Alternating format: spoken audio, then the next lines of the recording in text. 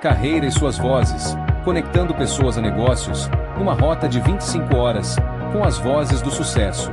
Guia definitivo para uma carreira em negócios sem fronteiras. Olá, seja muito bem-vindo, muito bem-vinda a mais um episódio do Carreira e Suas Vozes. Hoje nós vamos falar sobre direito trabalhista e empreendedorismo. Não tem como uma situação não esteja vinculada à outra, né? E para conversar com a gente, eu trouxe a doutora Fernanda Ramos. Seja muito bem-vinda, querida. Oi, Cláudia, é um prazer estar aqui com você e falar um pouco sobre direito do trabalho, sobre empreendedorismo para você e para o seu público. Agradeço imensamente o convite. Que delícia, Fernanda, fico muito feliz por você estar aqui conosco. Antes de começar, eu quero fazer os agradecimentos aos nossos apoiadores, a Tânia Vieira Joias, que traz luxo e qualidade com design sofisticado. O Instagram dela é @taniavieira.joias, a Casinha de Cílios, @casinhadecílios.paulista, e a Aqua Quantum, a terapia com a garrafa de elevação vibracional, que você pode saber mais e adquirir pelo meu link www.claudiacardilo.com.br/parcerias, e ainda recebe o e-book Comunique-se com Alma. Doutora Fernanda, eu quero saber quem é você. E como é que você chegou até aqui? Conta pra gente, conta para o nosso público. Conto. Eu sou a Fernanda, como você disse, eu sou advogada, eu sou formada há mais de 15 anos, e eu vou te dizer que a minha relação com o direito do trabalho começou há muito tempo, desde a faculdade. O meu primeiro estágio na faculdade foi na Justiça do Trabalho, Cláudia. E desde que eu estagiei lá, eu me apaixonei por esse ramo do direito, porque as pessoas que fazem faculdade de direito, como a medicina, existem diversas áreas de segmento e as pessoas vão se identificando. E eu me apaixonei pelo direito do trabalho. Eu fui trabalhar na 28ª Vara, eu fui estagiária lá, e desde então eu falei, é isso aqui que eu quero fazer da minha vida. Não consigo me imaginar fazendo outra coisa. Seja lidando com os conflitos, mas tudo relacionado ao direito do trabalho. Seja do empregado, seja do empregador, e de que forma eu poderia amenizar as relações trabalhistas. Acho que foi esse o contexto que eu quis levar para a minha vida, sabe? Porque quando a gente pensa em direito do trabalho, concorda que tudo é relacionado ao ambiente de trabalho? Olha nós aqui, você no seu podcast, aqui no Talk Show, é um trabalho. A gente que na padaria quando busca um pão, é um trabalho. O rapaz que pega o nosso carro no estacionamento, é um trabalho. Tudo gira em torno disso na nossa vida, né, Cláudia? Aí eu falei, bom, é por aqui que eu vou seguir. Aí eu concluí a faculdade, eu fiz estágio na Justiça do Trabalho, depois eu fui fazer estágio em escritório, especialista na área de direito do trabalho, me formei, e aí eu falei, bom, vou atuar nessa área, e hoje a minha especialidade é direito trabalhista empresarial. Eu já advogo para reclamante também, mas hoje eu advogo para empresas. É o meu nicho maior de função, de atividade. E lá na Comissão de Empreendedorismo, que eu sou presidente da Comissão de Empreendedorismo Legal dentro da OAB São Paulo, eu tento levar um pouco de que forma os advogados podem empreender na área da justiça do trabalho. Porque, Cláudio, que eu vou te dizer que as pessoas pensam muito como direito do trabalho somente na justiça do trabalho. Elas não conseguem trazer essa relação para fora da justiça. E é um pouco disso que eu tento levar no meu dia a dia dentro da comissão. Além de empreendedorismo e diversas outras áreas do direito, tá? Eu não puxo só sardinha pro meu lado, não. É tudo muito... Para quem começa a empreender, é tudo muito novo, né? Eu fiz uma migração de carreira aos 27 anos, eu era professora de música e pianista, fiz uma migração de carreira para o marketing e comunicação, e eu fui fazer relações internacionais com ênfase em diplomacia. A partir daí é que eu entendi que nós temos direitos e deveres, porque tinham muitas disciplinas de direito na faculdade, e dentro do DNA de profissões da minha família, o direito e a medicina, elas estão muito presentes, e a publicidade também. Eu acabei meiando, né, essas profissões, mas eu sei a facilidade que eu tenho em escrever uma peça junto com o meu departamento jurídico, eu sei o que eu quero, eu sei pedir, mas porque eu estudei e fui estimulada para isso. E o empreendedor, todo empreendedor deveria ter uma apresentação do direito, né, desde a escola, né? O direito, ele faz parte da nossa vida, só que a população e os cidadãos, eles não sabem o que eles têm direito. Então, você atuar numa área extremamente específica e nova, né, porque o empreendedorismo, ele vem sendo falado e estudado de 10, 12 anos para cá, mas até então as pessoas empreendiam na raça, ou porque queriam criar os seus novos negócios, ou porque elas vinham de famílias já empreendedores e continuavam os negócios, né? Então, você trazer essa relação direito do trabalho com empreendedorismo, você aproxima o empreendedor para que ele possa fazer tudo direitinho dentro da empresa dele, né? E só sabendo quais são os direitos e deveres para que as pessoas possam fazer isso. Pelo que você me contou, você é apaixonada pelo direito, faz parte da sua missão, do seu propósito de vida, né? Levar esse conhecimento, não só atuar, né, no dia a dia, né, vestir o seu blazer, tá todo dia no seu escritório, como levar isso para as pessoas, né? Em que momento que você percebeu que o direito trabalhista não era só mais uma especialidade, era sim a sua missão de carreira? Então, o direito em si, eu nunca pensei em fazer outra coisa da minha vida a não ser estudar direito. Já começa por aí, tá, Cláudia? Nunca pensei em outra coisa, porque quando você é novo, às vezes você tem dúvida que carreira seguir, o que fazer. Eu não pensava em outra coisa. É uma característica que era muito minha. Eu sempre fui uma pessoa muito justa com absolutamente tudo, desde criança. Então, era uma característica muito forte, por isso que eu pensei em fazer direito. E aí, quando eu fui estagiar na Justiça do Trabalho, lá na faculdade, eu já me identifiquei muito com a matéria, porque a gente fala em Justiça do Trabalho, a gente pensa muito em uma justiça social, e é uma coisa que eu me identifico. Quando a gente pensa em Justiça do Trabalho, a gente pensa em justiça social, e ali foi o que eu falei, brilhou meus olhos diferente. Ali brilhou. E aí, quando eu fui estagiar na Justiça do Trabalho, eu vi aqueles milhões e milhares de processos, aquelas demandas que às vezes nem precisaria existir. Aí eu falei, mas por que eu não posso fazer diferente?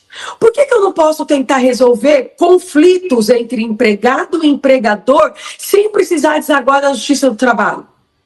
Por que a gente não pode pensar no regulamento interno de uma empresa, onde ali o empregado vai seguir as normas que a empresa determina, para que não precise discutir numa reclamação trabalhista, numa eventual justa causa, né? Por que eu não posso fazer, talvez, um banco de horas onde o empregado saiba que ali ele pode ter o seu banco, ele pode se ausentar por determinados momentos e que não exija entrar na Justiça do Trabalho pleiteando horas extras? Então, foi uma forma que eu comecei a trazer da Justiça do Trabalho para o meu dia a dia, para o meu escritório. E aí, quando você falou muito bem sobre empreendedorismo, a gente sempre fala sobre empreendedorismo dos nossos clientes, né? O dono da padaria, o dono do supermercado, o dono do estacionamento, o dono da farmácia. Mas o advogado? Ele também não tem que ser um empreendedor? Porque ele tem um escritório, ele tem um negócio. E a gente vem com uma cabeça que, como você bem disse, que não se falava em empreendedorismo. Eu, pelo menos na faculdade, Cláudia, nunca falou esse tema. Como advogado empreender. Advogado montava um escritório, colocava ali a plaquinha e ficava sentado se parecer com algum cliente, porque a advocacia, a OAB não permitia. Não prospectar, né? Prospectar. Não podia falar sobre isso. Então era muito mais difícil, demorava muito tempo para o advogado formar uma carteira de clientes. E agora não. O mundo mudou. Olha aqui, nós fazendo um programa online. Né? As relações do trabalho mudou, as relações no todo mudaram. Olha a pandemia, veio para mostrar isso. E por que não? O advogado não pode empreender dentro do negócio dele? Eu sei que a gente esbarra, às vezes, no código de ética de medicina, no código de ética do direito, né, que falam que prospectar tem que ter um certo cuidado, né, ao Exato. falar, e que a indicação ainda é mais importante, né. Porém, quando você está em início de carreira, prospectar é o que vai te levar às indicações, porque se você não prospectar um amigo, se você não prospectar um vizinho, se você não prospectar o padeiro da esquina, como é que você vai trabalhar? Então, eu acredito que, à frente da minha agência de comunicação já há 20 anos, a gente precisa sim seguir os códigos de ética, mas que eles também mudaram ao longo dos anos desde a pandemia para se adaptar para esse momento atual que a gente vive agora, em que as mídias sociais elas são a vitrine para o seu escritório, para o escritório do concorrente. É isso. E assim, até mesmo o código de ética da OAB, vou dizer pelo da OAB que eu tenho mais propriedade de dizer, porque eu sou, além de ser presidente da Comissão de Empreendedorismo, eu sou conselheira da OAB São Paulo e eu faço parte da ética da OAB São Paulo, dos órgãos julgadores. Quem diz que o advogado não pode fazer marketing? Claro, dentro dos limites do nosso código, ele pode fazer marketing, sim. Por que ele não pode dar uma opinião sobre fazer um artigo, uma opinião sobre determinada matéria? Ele pode. E isso não deixa de ser um marketing direto. E mostrar e falar, olha, esse profissional tem propriedade para falar sobre esse assunto. É diferente, Cláudia. Hoje nós temos a vitrine. Nós temos o LinkedIn, nós temos o Instagram. O profissional precisa usar essas ferramentas. Exatamente. E é isso que eu trago para os colegas. Vamos usar as ferramentas. Ah, mas eu vou falar o quê? Olha quanta coisa eu trouxe aqui para você da Justiça do Trabalho que eu faço com os meus clientes. Não é? Tem muita coisa. Nós vivemos num mundo totalmente online, né? Nós passamos aí de 10 a 14 horas do nosso dia dentro do universo online, em que somos avatares, e para isso a gente precisa mostrar profissionalmente quem nós somos. Nós vivemos muito mais a nossa profissão do que a nossa vida no dia a dia relacional com a nossa família.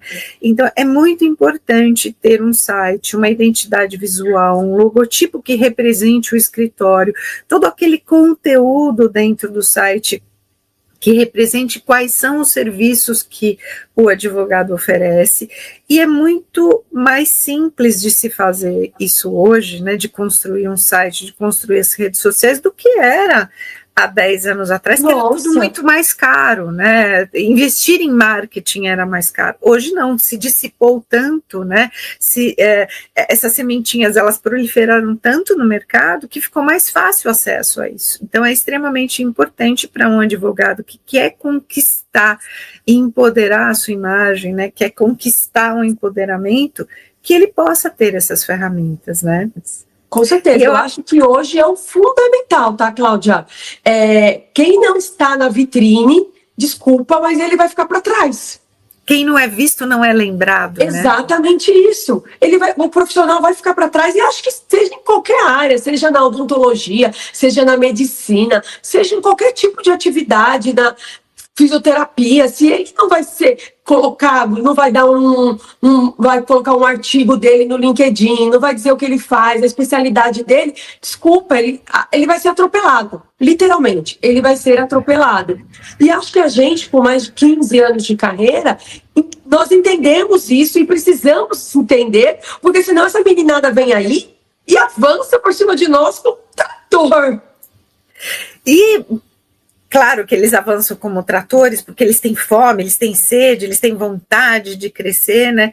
Mas a gente tem que respeitar muito o tempo que esse profissional, como nós, já se formou, porque o tempo, ele traz a experiência, e com a experiência traz aquele olhar de águia, né? Que a gente olha sempre à frente e a gente já reconhece as situações, né? É verdade. E quem está chegando agora aprende muito com a gente se tiver um pouco de paciência para que possa modelar a carreira, né, doutora Fernanda? Isso é extremamente importante.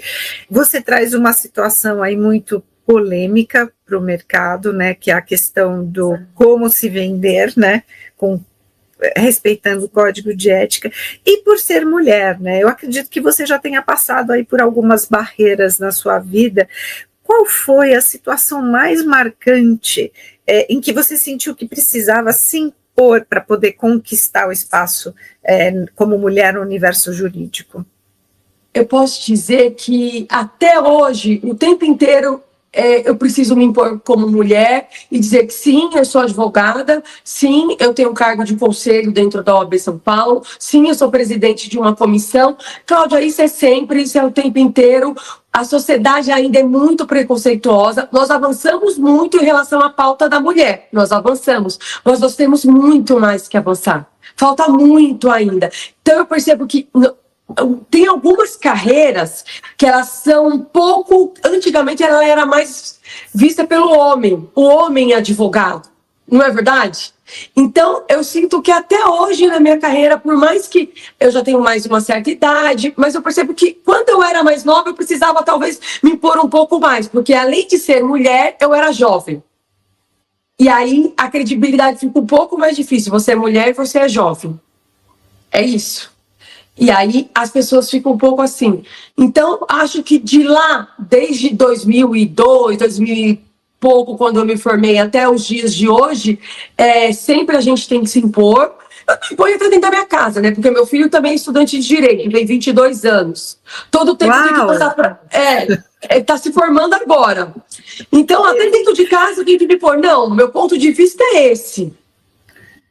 Eu sou profissional, eu sou mulher, eu sou advogada, eu tenho anos de experiência na sua frente. Esse é o meu ponto de vista. Se você enxerga de uma forma diferente, me mostre. Porque eu estou te mostrando o meu ponto de vista. Me enxergue como uma profissional, não como uma mãe, não como uma mulher.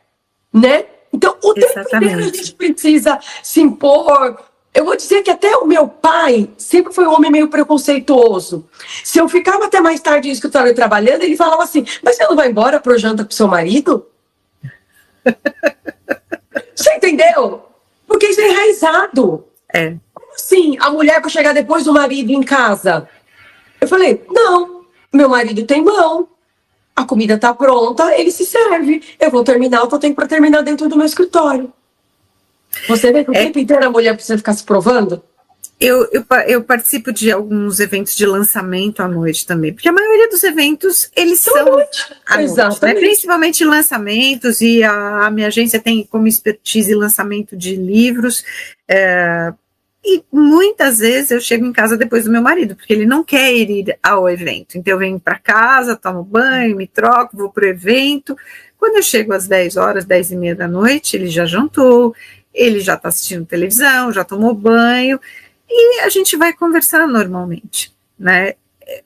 É uma situação que precisa ser muito explorada ainda, né? Porque muitos casais, eles entram em atrito por causa disso, né? Meu marido, ele respeita a minha profissão, respeita que eu esteja trabalhando, mas claro que ele fica preocupado quando eu volto para casa à noite, então eu aviso onde eu tô, eu aviso a hora que eu tô saindo, né, para poder calcular mais ou menos o tempo que eu levo no trânsito, mas a gente ainda precisa passar por muitas reformas íntimas, né, para que dentro de casa a gente tenha esse exemplo, né, você, eu e muitas outras mulheres que já passam por isso, que já podem, né, ter a sua carreira com mais flexibilidade, porque nem tudo acontece de manhã, nem tudo acontece à tarde. Com certeza. Né? Então, a gente precisa dessa flexibilidade da família, dos filhos, do marido, dos amigos, né? Às vezes a gente chega atrasada numa festa de família porque estava trabalhando, e tudo isso é extremamente compreensível, porque está tudo certo.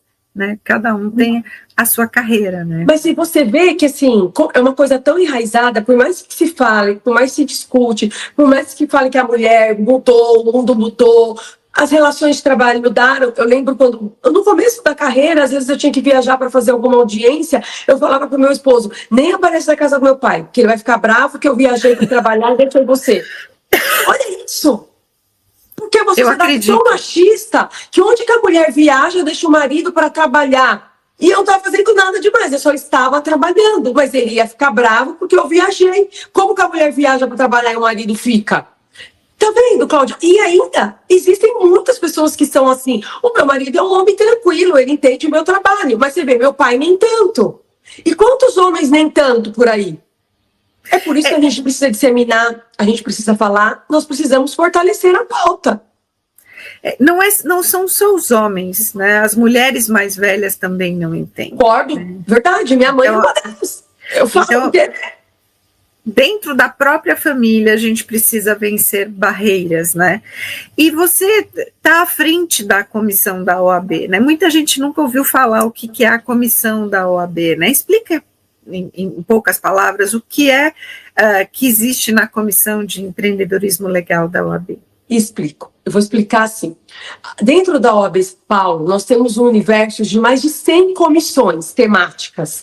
Então, existem, assim, a comissão de direito aeronáutico, a comissão de direito médico. As pessoas vão definindo os seus nichos de atuação e os advogados com expertises, a OAB nomeia presidentes, onde existe a comissão com os seus membros. E, por exemplo, vamos falar sobre direito médico. Os advogados que são especialistas em direito médico vão trabalhar dentro daquela comissão, fazendo eventos, fazendo palestras, fomentando o mercado dentro da pauta deles. No meu mercado, na minha atuação, eu sou presidente da Comissão de Empreendedorismo Legal, tanto que o nome diz empreendedorismo legal, porque como lá atrás não se falava em empreendedorismo, e a OAB trouxe essa comissão falando, não, peraí, o advogado precisa entender que ele é um advogado e que o escritório dele é um negócio. E como um negócio, quais as ferramentas que ele vai fazer para o escritório dele crescer, seja com gestão, como o advogado evolui na carreira, com uma boa oratória, concorda? Porque, Cláudia, vou te dizer, tem muitos advogados que são ótimos na escrita, mas não conseguem dar uma entrevista dessa para você, porque eles são tímidos demais.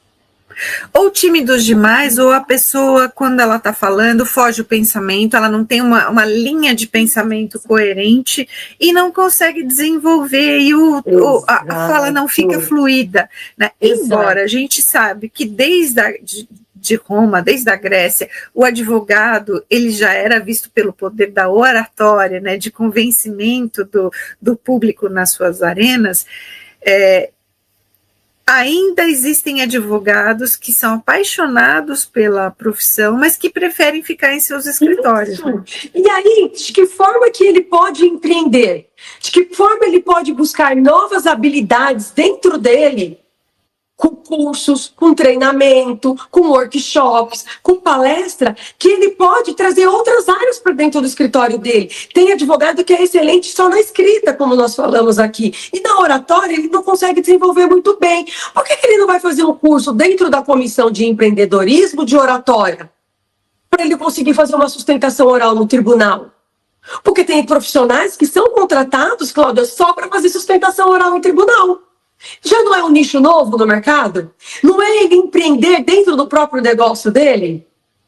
Essa é a minha ideia dentro da nossa comissão de empreendedorismo. Como eu trago jovem para dentro da OAB? Ensinando para ele como ele pode fazer marketing. Mas quando eu digo jovem, eu não digo jovem de idade. Eu digo jovem na carreira. Porque a pessoa não tem limite para se formar. Pode ser uma pessoa de 60 anos, mas ela acabou de se formar em direito. Ele é um jovem na carreira.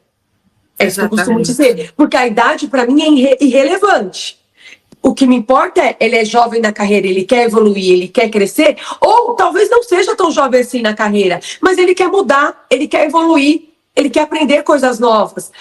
Olha aqui, você me diz tantas formações que você teve que eu nem me lembro de todas, porque você sempre busca a sua evolução. É isso que nós, como seres humanos, buscamos. E a nossa comissão de empreendedorismo quer trazer isso para o profissional do direito. Ferramentas para que ele empreenda dentro do escritório dele.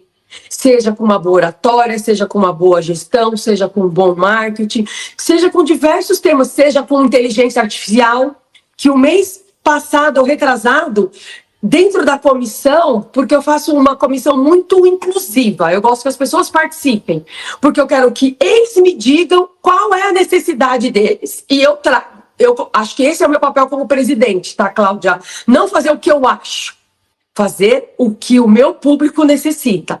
Aí eu abro todo mês a nossa reunião e falo, vocês querem o próximo evento para aprender o quê? Ai, doutora, vamos falar sobre inteligência artificial? Sobre chat GPT? Vamos. Fiz um super evento sobre chat GPT. Eu aprendi horrores, tá? Porque você fala, ela é a presidente, ela sabe tudo. Não, gente, muito pelo contrário, né, Cláudia? Eu sou uma eterna aprendiz. Eu aprendo todos os dias, o tempo inteiro, com todo mundo. e foi um super evento. Tinha advogado formado há mais de 15, 20 anos, tinha recém-formado. Foi muito bom, eu aprendi muito. Então, eu acho que é isso, a Comissão de Empreendedorismo é essa ideia,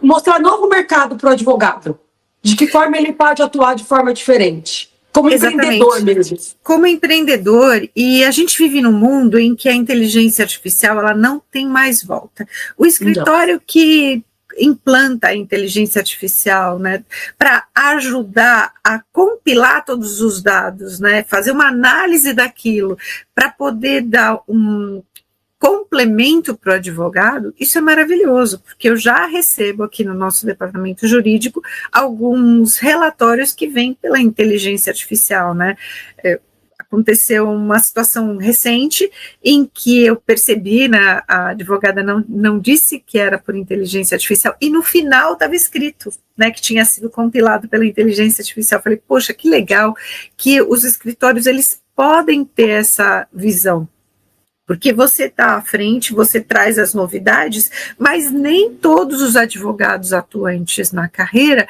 eles estão presentes na instituição, na OAB. Então, eles acabam fazendo uma carreira solo, eles acabam ficando mais isolados, e com o tempo eles vão perdendo essas novidades do mercado, porque eles continuam atuando sempre do mesmo jeito.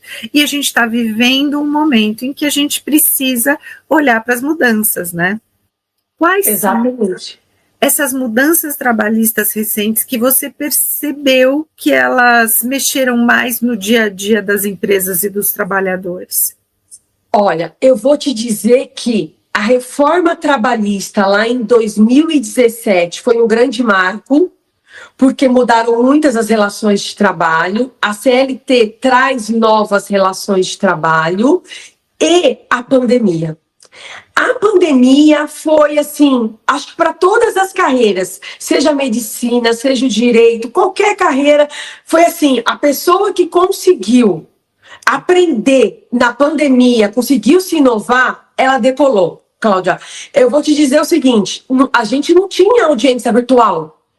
Não tinha. E na época, eu tinha colegas de trabalho que elas eram somente audiencistas. Pensa assim. O que é uma audiencista? Audiencista, eu vou te explicar. Ela faz o dia inteiro audiências. Por exemplo, eu estou dentro do meu escritório, mas às vezes eu não sou boa para fazer audiência. Como eu disse, tem advogados que são bons em determinadas áreas e outras não. E tem advogado que é muito bom para fazer audiência. Então, eu tenho muitas colegas que elas eram somente audiencistas. O dia inteiro elas ficavam dentro do fórum fazendo audiência. Pandemia, fórum fechou. Como que ela vai fazer audiência? Porque até implantar audiência virtual demorou um tempo na época. Eu lembro disso, e aquela pilha, né, de processos que foram se acumulando porque as audiências não eram realizadas, né? Exatamente. E muitas das pessoas, elas não davam legitimidade para audiência online, você lembra? Exato, lembro. Então, foi um grande marco na Justiça do Trabalho. As relações, a forma de se comunicar, mudou demais. Por mais que falasse um pouco de home office na CLT, a gente começou a falar mais sobre o home office, porque todo mundo começou a trabalhar de casa. E aí, o advogado começou o quê? Ter que se preparar. Ele começou a ter que fazer aditivos para o contrato de trabalho dos funcionários, dos clientes dele.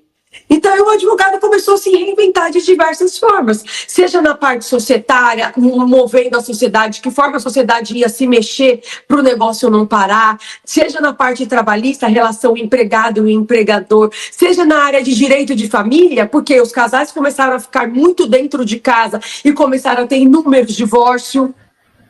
Então, assim, eu acho que na minha atividade, a reforma trabalhista mudou muito as relações, e na época eu não senti tanto impacto, porque eu já trabalhava de uma forma diferente nas relações de trabalho. Como eu disse lá no começo, eu já trabalhava mais com preventivo.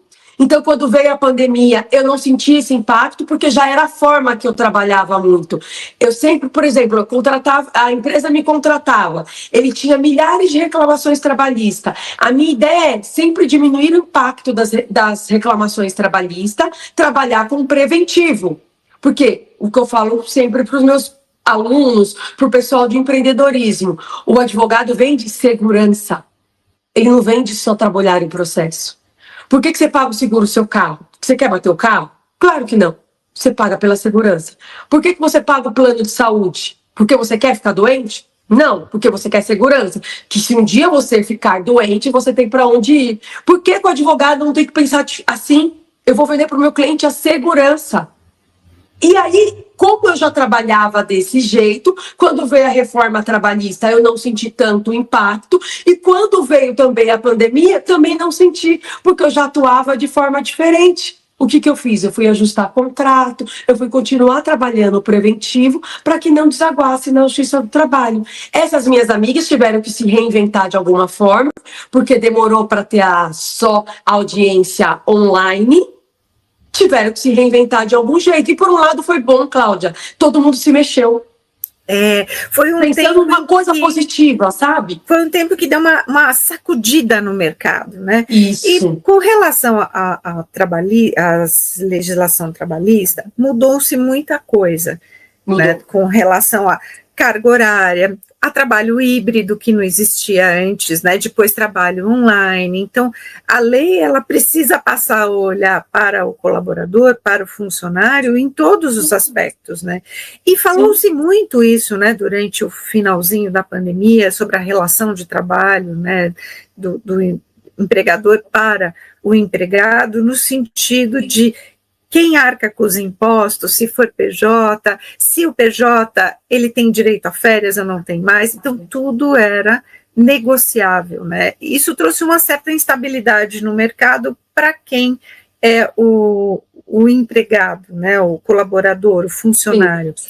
Mas para o advogado também, porque o advogado ele precisou conhecer essa nova legislação, né? Ele precisou sair da zona de conforto, e a gente sabe, a gente até comentou aqui que tem o advogado mediano e o advogado que muda a situação. Como é que, na sua visão, o advogado ele pode se tornar uma referência no mercado? Sem sombra de dúvidas. Estudando, se especializando. Mas quando eu digo se especializar, não é só ir lá fazer uma pós-graduação, fazer mestrado, porque isso você fica muito dentro da teoria. Vamos fazer especialização, coisas na prática mesmo. Vamos fazer o dia a dia. Vamos fazer relacionamento, vamos fazer networking. Vamos conhecer pessoas que são muito boas nisso. Isso é uma coisa muito legal, porque eu conheço uma pessoa que é muito boa, vamos usar um exemplo, uma especialista fera em direito de família. Por que eu não vou fazer uma relação com ela, vou fazer um networking com ela, e eu vou fazer em conjunto? Às vezes eu não tenho tanta habilidade assim, mas eu não vou perder o cliente, mas eu também quero entregar o melhor para ele. Por que eu não vou fazer uma parceria no processo com aquela pessoa que é muito boa, que é especialista naquilo? Porque eu vou aprender e eu também vou ganhar, não vou deixar de ganhar. Você entende que nós vamos construindo relações de formas diferentes?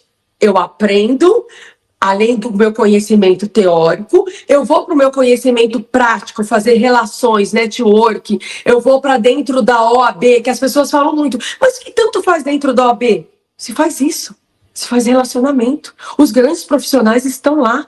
Os grandes profissionais são presidentes de comissões. E por que você não vai fazer um network, um relacionamento com ele, onde chegou um processo que você não tem tanta familiaridade, que é uma coisa nova para você, e você vai falar, colega, vamos fazer em parceria, porque você é muito bom nisso e eu quero evoluir e ficar como você?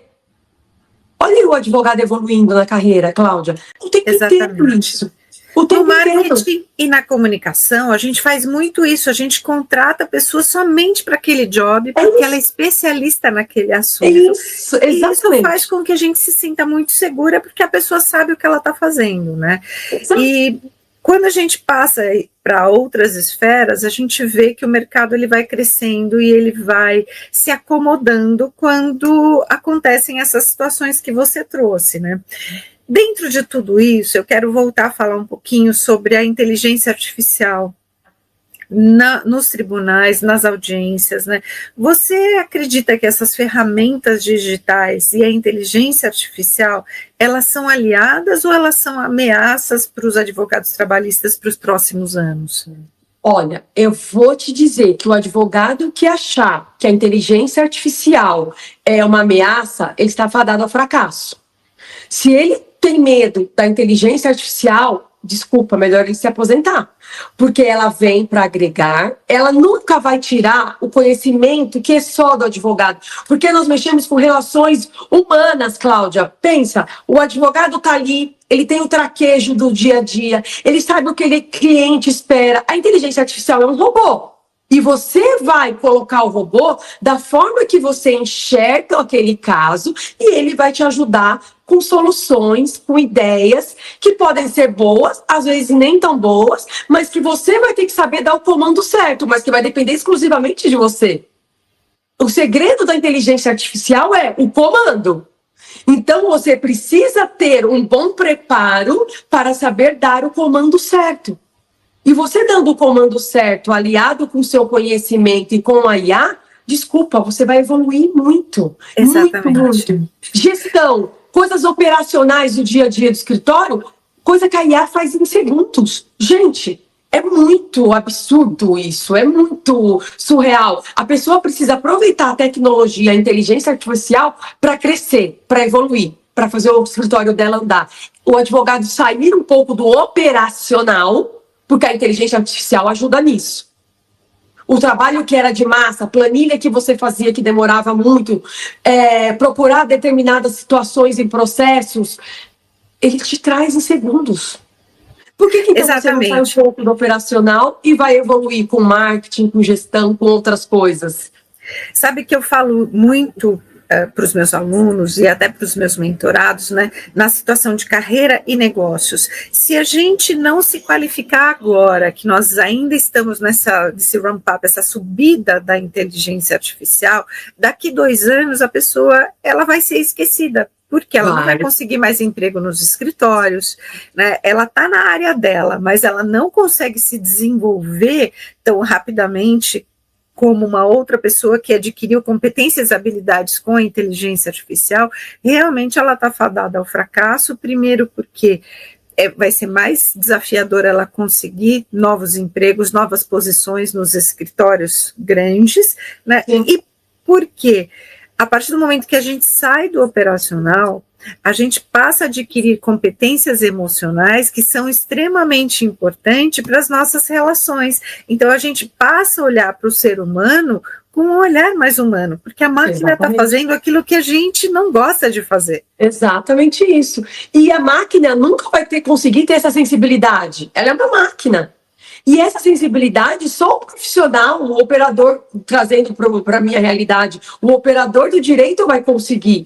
Então, eu acho que quando une a inteligência artificial e toda a expertise do profissional, meu Deus, não tem como dar errado. É uma carreira promissora e o que os profissionais demoraram 5, 10 anos para evoluir na carreira, no escritório, ele demora meses hoje, 1 ano, no máximo. Porque é tudo mais rápido. É tudo mais rápido e eu espero que a inteligência artificial não tenha esse olhar humano.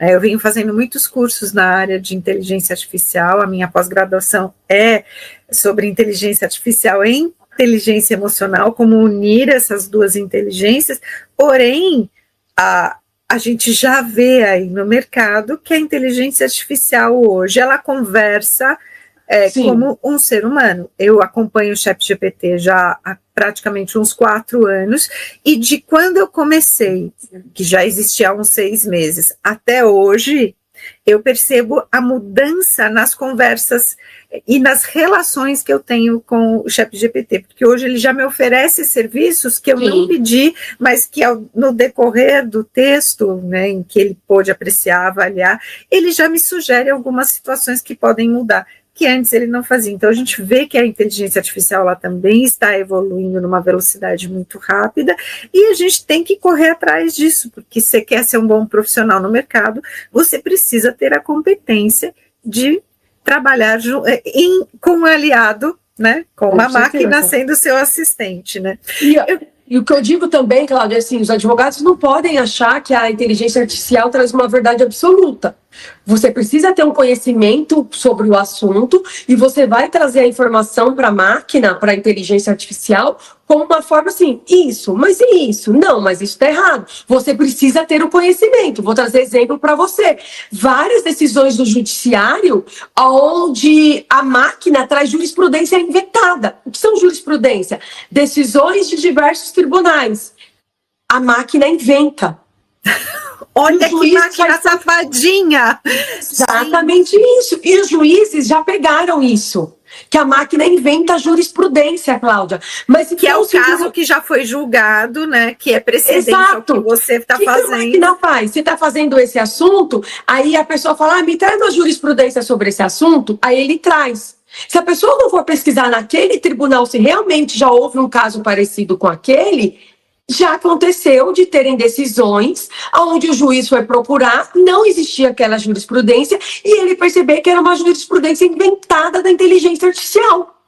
E o advogado tomou uma litigância de má-fé, com razão.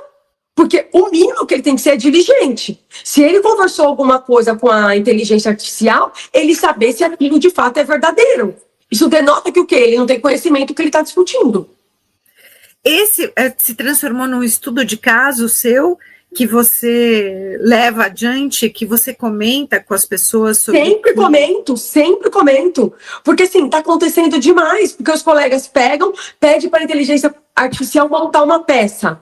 Ah, traz uma jurisprudência, que é muito comum o advogado colocar numa petição a jurisprudência. Isso é uma jurisprudência inventada. Olha isso, o profissional precisa se preparar até para utilizar a máquina, gente. Porque ele é o que nós falamos, ele é um robô. Ele vai dar o comando que você pedir. Exatamente, né? E buscar as referências para que a pessoa possa tomar decisões, eu acho que em qualquer carreira, né, doutora Fernanda, é extremamente importante. O médico faz muito isso, né, o advogado faz muito isso, e nós, como consultores, também fazemos isso, também pesquisamos o que já está acontecendo no mercado, ou o que já deu errado no mercado, para que a gente possa trazer soluções. Então, é muito prudente do profissional, em qualquer situação que ele viva, buscar as referências que a inteligência artificial traz, né?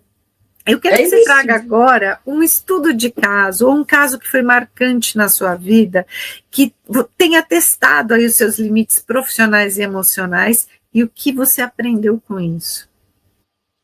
Ai, muito bacana a sua pergunta. É uma coisa que eu sempre falo aqui para as meninas, todo mundo que entra aqui no escritório, ou alguma palestra, alguma coisa, que eu acho que o grande segredo do sucesso é você realmente estar envolvida no processo, envolvida com o cliente e acreditar naquela verdade. Porque se você não acredita na verdade do seu cliente, naquela ação, dificilmente você vai ter êxito, tá, Cláudia? E a gente precisa ser muito sincero. Se você não acredita no que o cliente está te trazendo, não pegue essa ação. Porque aquele cliente te traz 10. Mas se você não acredita naquele cliente, ele vai falar mal de você, porque você não desempenhou um bom trabalho. E eu vou trazer um caso aqui para mim que, assim, é muito emblemático, mas também é triste. O que aconteceu? Uma senhora me procurou dizendo, ela procurou um profissional, uma advogada, que o filho dela, no primeiro dia de trabalho, 19 anos, sofreu um acidente e faleceu. Ah, que situação. No primeiro dia, ele que sustentava, a mãe era costureira, e ele queria sustentar a família para ajudar. No primeiro dia que ele foi e faleceu, e procurou essa advogada, minha colega. E aí essa minha colega falou, olha, é um caso muito específico, eu vou te mandar para uma especialista, e me trouxe. Quando eu ouvi aquela história, me tocou. Falei, nossa, uma mãe, o primeiro dia de emprego do filho, o filho falece. Vamos entender o que aconteceu nessa relação. O filho foi trabalhar para uma empresa terceirizada que colocava telhados. Não teve o treinamento ideal, não teve a utilização do equipamento de proteção individual adequado. Ele foi na empresa, a empresa X contratou. Disse que fez o treinamento e entregou o equipamento de proteção. Foi para a empresa Y fazer a colocação do telhado. No momento que todos foram na feira comer pastel, o menino colocando o telhado se acidentou e morreu. Ai, que judiação. Quando todos voltaram, ele estava do chão, falecido. Tudo bem, vamos entrar com a ação. No primeiro dia da reclamação trabalhista, na primeira audiência, Cláudia, isso foi muito marcante. Eu, a mãe do menino, sofrendo pela perda do filho, de 19 anos. Isso que eu digo, o profissional precisa ter sensibilidade. O advogado da parte contrária da empresa teve audiência e não sei o que aconteceu, faltou uma testemunha, a juíza adiou a audiência. Quando acabou a audiência, o advogado da parte contrária virou e falou assim para o cliente dele e para as outras testemunhas: vão ali comer um pastel na feira? Ai, meu Deus, exatamente o que aconteceu, né? Por que as pessoas viraram as costas para o moço? Exatamente. Quando ele falou isso, aquilo para mim virou, sabe, uma questão de honra? Eu falei assim, presta atenção, isso aqui vai ser uma questão de honra, vai ser uma questão de vida. Eu falei assim, doutor, é até uma falta de respeito você falar uma coisa dessa de uma mãe que acabou de... O que eu fiz demais, doutor? A gente só tá indo na feira comer um pastel. Os amigos dele também fizeram, os colegas de trabalho também fizeram. Exatamente, foram o que eles fizeram e o menino faleceu. Foi a justificativa, dizendo, não tive culpa que o funcionário faleceu. Tanto que no momento eu não tinha ninguém, nós tínhamos ido na feira comer pastel. Então isso foi muito emblemático. Eu perdi em primeira instância, que a juíza entendeu que não era responsabilidade da empresa, que ele estava com equipamento de proteção, que ele entendeu que ele estava com tudo. Eu falei, vamos para o tribunal. Fui para o tribunal, fiz sustentação oral, ganhei no tribunal a ação. Eles recorreram para Brasília, ganhei em Brasília. Posso falar que a indenização... Aí quando foi na época da indenização, nós ganhamos em Brasília, voltou para a primeira instância para a fase de execução, depois de muitos anos, eu estou te falando isso, tá, Cláudia? Depois de 8, 9, 10 anos de processo, porque era uma indenização boa, porque boa que eu digo assim, nada paga o falecimento de um filho, mas precisa ter uma recompensa indenizatória por a empresa não ter dado um curso adequado, pela empresa não ter dado equipamento de proteção, e o mais importante, a empresa tem o dever de vigilante. Ela precisa vigiar aquela atividade. Se ele está fazendo de forma correta para não correr risco o funcionário. E ela não fez isso quando ela foi comer pastel na feira. Por isso que nós ganhamos a ação. Olha, tá vendo como as coisas vão se encaixando? E aí, quando foi para fazer o pagamento, é uma empresa muito grande. Doutora, você parcela? Falei, não. Eu não parcelo, não é por mal. Eu não parcelo porque é uma questão de honra para mim. O dinheiro inteiro dessa rescisão, dessa indenização, cai integral para minha cliente. Eu não parcelo. Doutora, a empresa não tem dinheiro. Eu falei, vocês tiveram mais de 8 anos para juntar esse dinheiro. Eu não vou parcelar. E eu não parcelei 1 centavo. Eles tiveram que ali, depositar todo o valor da indenização na minha conta e eu repassei para ela. Acho que eu precisava dessa justiça, sabe, Cláudia? Porque depois de tudo, eu não achei justo eu ainda ter que parcelar, eu facilitar para eles? Não. Não é só isso, né? É uma questão moral e ética, né? Poxa, o filho se perdeu ali a partir dos 19 anos, que a pessoa tem uma vida inteira pela frente, né? Então a gente tem que olhar com um olhar humano, né? E mesmo sem um advogado contrário, a pessoa precisa se colocar no lugar. É isso que eu digo. Quando eu digo que a máquina nunca vai superar o profissional, é isso. Nós precisamos ter um olhar humano. Eu acho que naquele momento o colega foi desrespeitoso com a causa, foi desrespeitoso com a mãe. Então aquilo foi uma coisa que me marcou muito assim na minha trajetória, na minha carreira. É uma coisa que assim, eu acho que eu vou ter para sempre. Eu consegui fazer a justiça, não a justiça que eu esperava, porque eu esperava muito mais de indenização, mas nós temos as nossas limitações dentro da nossa justiça, que você sabe bem disso, né? Porque é uma justiça com algumas injustiças, porque por mim deveria ter fechado até a empresa. Concorda? Deveria. Um menino de 19 anos faleceu ali, mas tudo bem, a vida seguiu, recebemos a indenização que a justiça achou coerente, a mãe confortou de alguma forma o seu coração e eu me senti realizada como profissional. Falou, tá vendo? Foi isso. Eu estudei para isso, para fazer a justiça. Por mais que eu ache que deveria ser um valor indenizatório maior, mas dentro das possibilidades que a lei me permite, eu fiz o meu melhor para esse meu cliente. Exatamente, e a gente só continua em paz com a gente, com a missão e o propósito de vida, quando a gente se dá por inteira, né? E você fez exatamente isso, né? Te parabenizo, porque não é todo mundo que se envolve dessa forma numa ação ou com um cliente, mas quando a gente se coloca no lugar do outro, quando a gente tem empatia, a gente tem resultados sempre melhores, né? E quando você olha para o direito, para a advocacia, daqui a 5 ou 10 anos, o que mais te preocupa, além da parte relacional, e o que mais te empolga, além da tecnologia? Olha, eu acho que hoje existem muitas ferramentas que eu acho que está ajudando muito o profissional. Como a gente disse mesmo, até essa parte relacional, essa parte emocional, muito se fala hoje sobre isso, que antes não se falava. Até ajudar o profissional em si, ajudar o emocional dele a lidar com os processos no dia a dia, que eu acho que isso faz muita diferença na atividade para quem está no front todo dia, o tempo inteiro. Isso faz muita diferença. Eu vejo como uma grande evolução. Só acho que o profissional não pode se perder no sentido de achar que a inteligência artificial vai resolver todo o problema dele, porque essa mistura. Nós vamos evoluir emocionalmente para que a gente possa trazer a ferramenta de inteligência artificial para que a gente possa trazer a máquina para uma sensibilidade melhor e fazer uma entrega melhor para o cliente. Você entende que eu entendo que são esses dois pontos?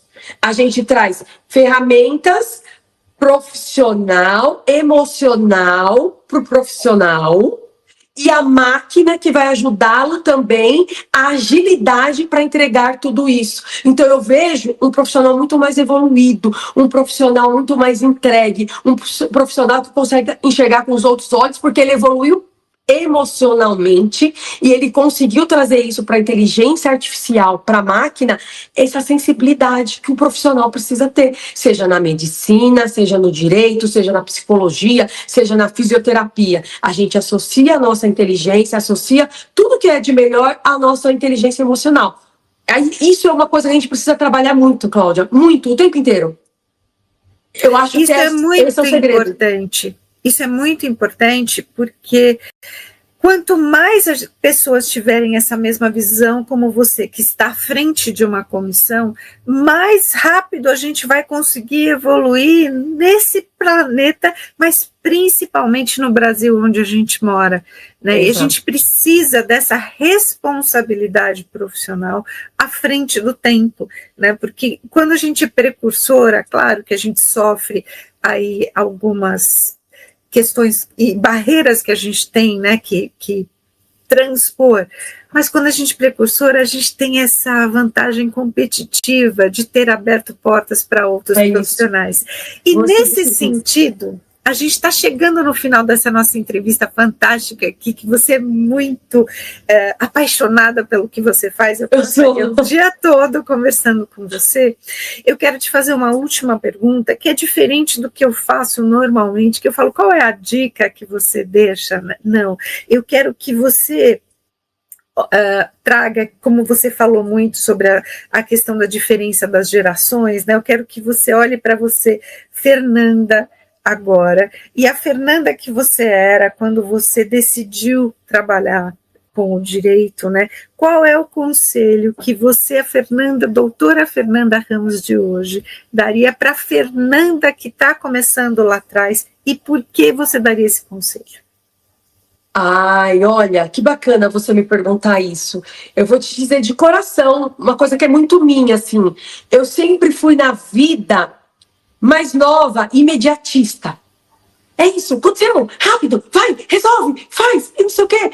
E aí a maturidade, o aprendizado vai te dizendo, calma, respira. Vamos olhar com esse olhar? Vamos olhar por esse ângulo? Esse colega pensa o que disso? Vamos trazer esses diversos olhares e fazer um fechamento, um ponto de vista único em relação a isso?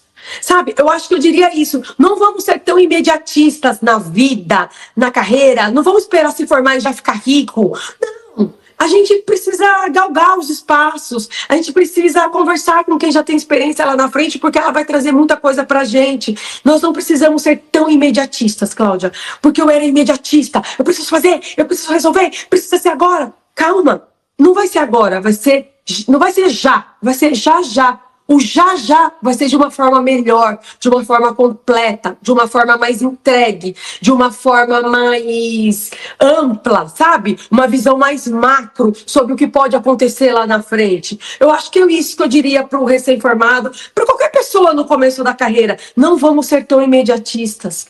Eu vou fazer já já, eu não vou fazer já, porque eu vou fazer uma pesquisa, eu vou ter uma visão ampla sobre o que eu vou decidir, sobre o que eu vou fazer, porque eu sei que a minha entrega vai ser muito melhor.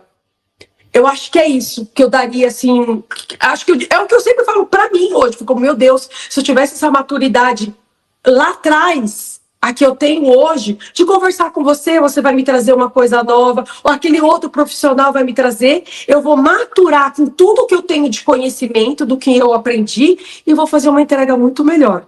Sem sombra de dúvida, muito melhor. Isso é fundamental, né? Aliar o nosso conhecimento à nossa maturidade, né? Porque aí o resultado disso é sempre muito melhor, né? E as relações que nós vamos construindo com o decorrer do tempo, da vida, não é verdade? Exatamente, porque as pessoas que passam pela vida da gente, né, seja aquele profissional que a gente contratou para aquele job, para aquele processo somente, ela fica para o resto da vida, né? Se for uma conexão verdadeira, né, ela vai ficar para o resto da vida, tanto para mim quanto para a pessoa, né? Então, isso eu acho que é uma coisa muito importante. Eu costumo sempre devolver para o universo tudo aquilo que eu recebo. Muitas pessoas não sabem, mas esses trabalhos que nós desenvolvemos dentro da OAB São Paulo é não remunerado. Então, essas palestras que nós fazemos pelas OABs de São Paulo, a presidência de comissão de empreendedorismo, todo esse trabalho é um trabalho voluntário. Então, eu digo, nós sempre temos que devolver para o universo aquilo que nós recebemos. Porque se eu fomento isso em diversas outras pessoas, nós vamos evoluir como seres humanos de uma forma diferente. E como eu evoluo outras pessoas de forma diferente, a nossa entrega vai ser muito mais verdadeira. Exatamente isso, né? E aí a gente passa a fazer parte de um grupo de pessoas que tem essa responsabilidade com a história, né? Porque a gente é capaz de mudar a história, né? E de amenizar situações, principalmente numa época de transição, como a época da inteligência artificial, né? Se a gente olhar para o passado, a gente vê que em todas as eras, né? A era da Revolução Industrial, a própria era da inteligência artificial desde 1960, ela impactou numa revolução da comunicação. E se a gente não se apropria desse novo momento, a gente não cresce e a gente não evolui, né? É verdade, é isso. Amando essa nossa conversa e quero que mais pessoas possam te encontrar também. Deixa pra gente quais são as suas redes sociais, o seu site, por favor. Eu deixo. Pode me achar lá no Instagram, @FernandaMRamos. Pode mandar mensagem, eu costumo responder, eu tiro dúvidas, eu oriento. Muito tranquilo, viu, em relação a isso. Cláudia, eu sou super acessível. Tem o site do escritório, @Chaves Ramos, e-mail. Tem o número de telefone 3034 1715. Quem precisar, estamos à disposição. Esse número de telefone é de São Paulo? São Paulo, eu estou em São Paulo. DDD 11, 11 30 34 17 15. Que legal, doutora Fernanda, fico muito feliz com a sua participação aqui, com todo o conhecimento que você trouxe. Desejo muito sucesso na sua carreira, nos seus empreendimentos e a partir daí nós vamos nos falando, né? Vamos sim, Cláudia, foi um prazer. Mais uma vez eu agradeço o convite. É sempre muito bom falar sobre carreira, sobre profissão, sobre de que forma nós podemos mudar as relações de trabalho. Agradeço imensamente, viu? Obrigada por tudo. Querida. E para você que está nos ouvindo, que pode aprender mais com essa conversa, me siga nas redes sociais, @CláudiaCardillo Oficial e @Carreira e Suas Vozes, para mais temas e conteúdos como esse. Até o próximo episódio.